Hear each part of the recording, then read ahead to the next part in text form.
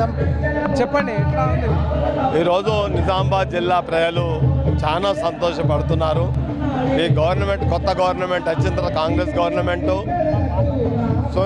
సోనియా గాంధీ గారు, రాహుల్ గాంధీ, ప్రియాంక గాంధీ యొక్క ఆశీర్వాదంతో ఈరోజు రేవంత్ రెడ్డి గారు ముఖ్యమంత్రి అయిన తర్వాత ప్రజలకు అందుబాటులో ఉంటూ ఉదయం నుంచి సాయంత్రం వరకు అన్ని రకాల అందరి ప్రజలతోని, అన్ని కమ్యూనిటీ వాళ్ళతోని, ఆఫీస్తోని రివ్యూ చేస్తూ ఈరోజు రాష్ట్రాన్ని ముందుకు తీసుకుపోయేందుకు అందరిని కలుపుకొని పోతున్న వ్యక్తి ముఖ్యమంత్రి రేవంత్ రెడ్డి గారు. చాలా సంతోషంగా ఉన్నారు. ఈరోజు అందులో భాగంగా పార్లమెంట్ ఎలక్షన్ సందర్భంగా నిజామాబాద్ జిల్లాకు విచ్చేస్తున్న పార్లమెంటు ఎలక్షన్లో ఈరోజు ఖచ్చితంగా నిజామాబాద్ ప్రజలందరూ సంతోషంగా ఉన్నారు.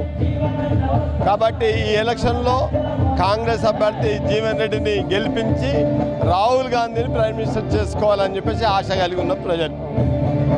ఓవరాల్గా చూసినట్లయితే సీఎం రేవంత్ రెడ్డి ప్రసంగం వినేందుకు చాలామంది వస్తున్నారు.